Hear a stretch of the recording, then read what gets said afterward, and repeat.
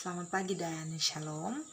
Ya, sebelum kita memulaikan proses pembelajaran kita pada saat ini, kita angkat pujian Happy Ya Ya Ya. 1, 2, 3. Happy Ya Ya Ya, Happy Ya Ya Ya. Saya senang jadi anak Tuhan. Siang jadi kenangan, malam jadi impian. Cintaku semakin mendalam. Happy ya ya ya, happy ya ya ya. Saya senang jadi anak Tuhan. Siang jadi kenangan, malam jadi impian. Cintaku semakin mendalam. Mari kita berdoa. Kami mengucap syukur kepadamu Bapa di surga atas setiap kasih dan penyertaan-Mu yang tidak pernah berkesudahan dalam kehidupan kami. Sehingga pada saat ini kami dan anak-anak-Mu masih boleh ada berkumpul bersama-sama. Ya Tuhan Bapa di surga, sebentar ini kami akan memulaikan proses pembelajaran kami, kegiatan kami pada hari ini. Biarlah Engkau memberkati kegiatan kami dari awal, pertengahan hingga kesudahannya, agar semuanya hanya boleh terlaksana sesuai dan seturut kehendak-Mu. Ya Tuhan Bapa di surga, inilah doa kami, ampuni salah dan dosa kami. Dalam nama Tuhan Yesus kami datang berdoa dan mengucap syukur kepada Bapa di surga. Terima kasih Tuhan, haleluya, amin. Ya, oke.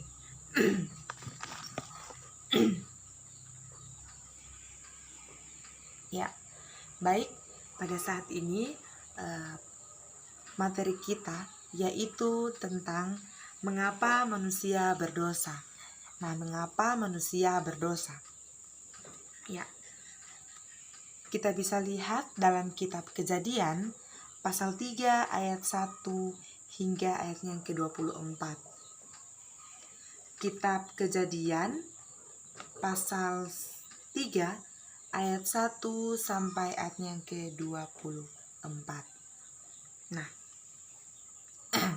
ya, sebelum kita lanjut dalam materi, ya, Enci akan bertanya kepada adik-adik. Nah, pertanyaan yang pertama, menurut adik-adik, apakah semua orang berdosa? Nah, menurut adik-adik, apakah semua orang berdosa? Nah, kemudian pertanyaan yang kedua, mengapa manusia jatuh ke dalam dosa? Nah, mengapa manusia jatuh ke dalam dosa? Ya. Nah, dalam pelajaran kita pada saat ini menceritakan tentang mengapa manusia berdosa yang terdapat dalam kitab Kejadian pasal 3 ayat 1 sampai ayat yang ke-24. Nah, sebelum kita lanjut, kita akan membahas dulu tentang cerita Alkitab yang dimana tentang manusia jatuh ke dalam dosa. Nah, Adam dan Hawa adalah manusia pertama yang diciptakan Allah. Allah menciptakan mereka menurut gambarnya. Nah, pada mulanya mereka masih belum mengenal dosa. Allah menempatkan mereka di Taman Eden. Taman itu sungguh indah. Allah memberi tanggung jawab kepada mereka untuk mengelola dan memelihara taman itu. Bekerja merupakan hal yang sangat menyenangkan. Di dalam taman itu tersedia segala sesuatu untuk mereka nikmati. Adam dan Hawa memiliki segala sesuatu yang dibutuhkan untuk bahagia satu dengan yang lain dan juga dengan Allah. Di tengah-tengah Taman Eden, Allah menumbuhkan pohon kehidupan serta pohon pengetahuan tentang yang baik dan yang jahat. Nah, semua buah dari pohon di dalam taman tersebut boleh mereka makan, kecuali buah dari pohon pengetahuan tentang yang baik dan yang jahat. Perintah dan larangan Tuhan sangat jelas. Jika mereka memakannya, maka mereka akan mati. Dan bagi mereka, kematian itu merupakan kenyataan yang mengerikan. Namun, jika mereka taat dan setia, maka Allah memberikan anugerah kepada mereka. Dan keturunannya, mereka mendengarkan perintah Allah dengan penuh rasa hormat. Iblis menyelinap masuk ke dalam taman itu dan ingin merusak pekerjaan Allah. Iblis tahu bahwa manusia akan berbahagia dan selamat dan selama mereka taat dan setia kepada Allah. Oleh sebab itu, iblis menggoda serta membujuk mereka agar tidak setia pada kehendak Allah. Nah, iblis menggunakan ular sebagai alat untuk mempengaruhi manusia. Hal ini dilakukan iblis karena ular adalah binatang yang paling cerdik, yang paling licik dari segala binatang yang ada. Nah, ular datang dan menghampiri dan menggoda Hawa dengan memutarbalikkan perintah Allah. Nah, ular berbisik, "Sekali-kali kamu tidak akan mati, tetapi Allah mengetahui bahwa pada waktu kamu memakannya, matamu akan terbuka, dan kamu akan menjadi seperti Allah, tahu tentang yang baik dan yang jahat." Nah, Hawa mendengar dan percaya pada perkataan dan tipuan iblis. Ia melihat bahwa pohon itu sedap dipandang mata dan buahnya baik untuk dimakan.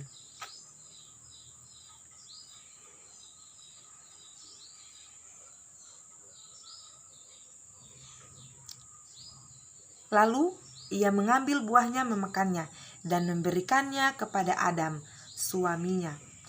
Adam memakan buah itu. Adam memilih percaya pada dusta iblis daripada kebenaran Allah.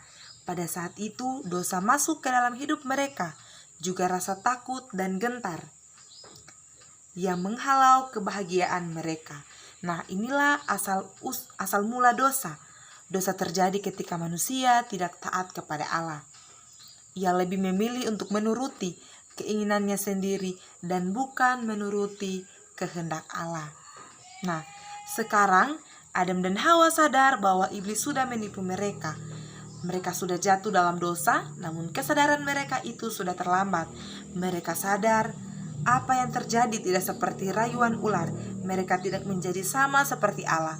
Mereka malu karena tidak berpakaian. Lalu mereka menyemat daun pohon ara dan membuat cawat menjadi pakaiannya. Mereka ketakutan karena telah melanggar perintah Allah.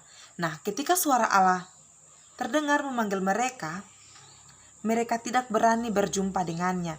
Namun tidak ada satupun manusia yang dapat melarikan diri dari hadapan Allah. Suara Allah yang selalu menyukakan hati sekarang menimbulkan rasa takut dalam hati mereka. Nah, akibat ketidaktaatan Adam dan Hawa kepada Allah, hubungan mereka dengan Tuhan menjadi rusak. Mereka diusir dan tidak boleh lagi tinggal di taman itu. Mereka mengalami penderitaan sebagai akibat dari dosa yang dilakukannya. Nah, itulah cerita dari manusia saat mereka jatuh ke dalam dosa. Nah, mereka tidak mendengar perintah Allah dan mereka melarang semua apa yang Tuhan larang kepada mereka, dan akhirnya mereka jatuh ke dalam dosa. Nah, kemudian kita masuk dalam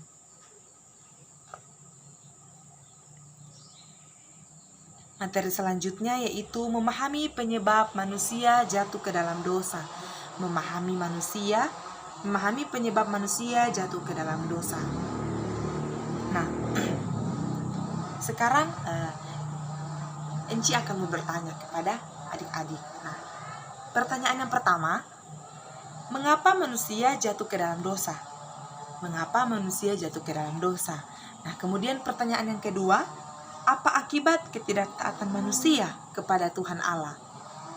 Pertanyaan selanjutnya, seandainya adik-adik adalah Hawa, apa yang akan adik-adik lakukan jika dirayu oleh iblis untuk makan buah yang indah dan sedap dipandang mata, padahal hal itu dilarang oleh Tuhan Allah. Nah, kemudian pertanyaan yang terakhir, yaitu hal apa yang dapat adik-adik pelajari dari cerita tadi? Hal apa yang adik-adik dapat dari cerita tadi? Ya.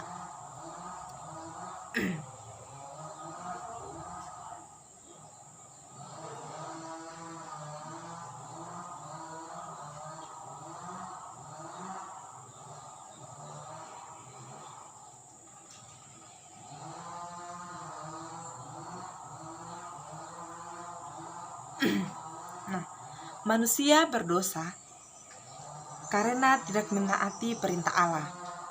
Manusia lebih tergoda kepada rayuan dan tipu muslihat iblis. Akibat ketidaktaatan manusia, mereka diusir dari taman yang indah tempat mereka tinggal.